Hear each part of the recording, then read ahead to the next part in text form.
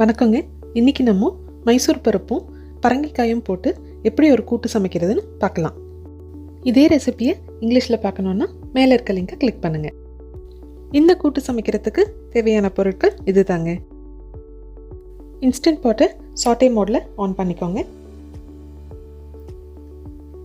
இது சூடானதுக்கப்புறமா 1 table spoon அளவுக்கு தேங்காய் எண்ணெய் சேர்க்க போகிறேன். இது கூடவே 2 டீஸ்பூன் கடுகு.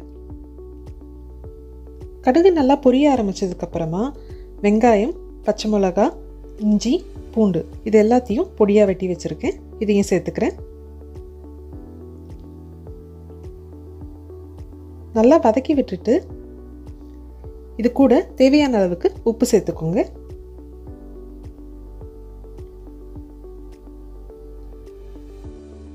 வெங்காயம் நல்லா வதங்கி வந்ததுக்கப்புறமா இது கூடவே எல்லா மசாலா பொருட்களும் சேர்க்க போகிறேன்.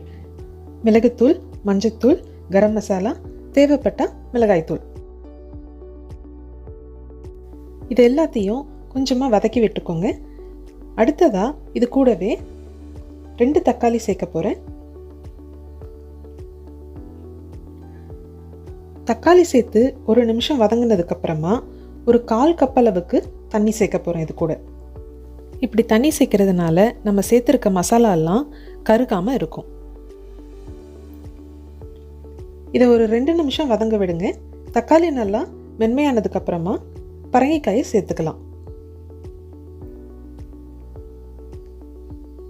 கூடவே மைசூர் பருப்பையும் சேர்த்துருங்க. சேர்த்து விட்டுட்டு எல்லாத்தையும் ஒரு தடவை கலந்து விடுங்க. இப்போது இன்ஸ்டன்ட் பாட்டை ஆஃப் பண்ணிடலாம். ஆஃப் பண்ணதுக்கப்புறமா ஒரு 1/2 கப் அளவுக்கு தண்ணி, கூடவே 2 கேன் தேங்காய் பால் சேர்க்க போகிறேன். 2 கேன் அப்படிங்கிறது ஒரு 800 ml அளவுக்கு வரும்.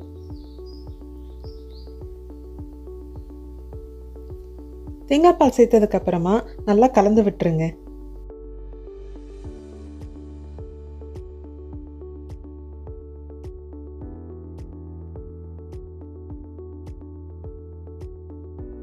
இப்போது இன்ஸ்டன்ட் பாட்டை மூடி போட்டு மூடிட்டு ப்ரெஷர் குக் மோடை யூஸ் பண்ண போகிறேன்.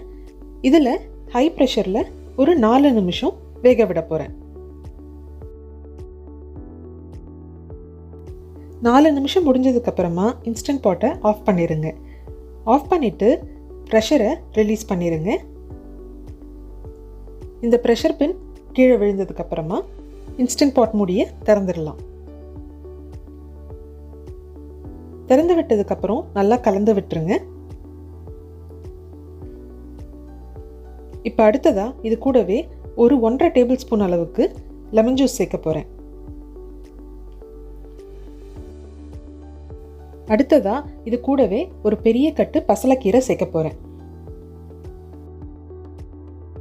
பசலைக்கீரையை சேர்த்ததுக்கப்புறமா இந்த மாதிரி நல்லா கலந்து விடுங்க. அப்போ தான் எல்லா கீரையும் வெந்து வரும்.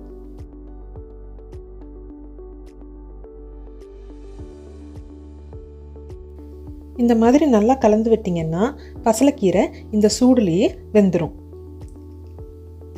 அவ்வளவு தாங்க, உங்களோட பரங்கிக்காய் மசூர் தால் தயார்.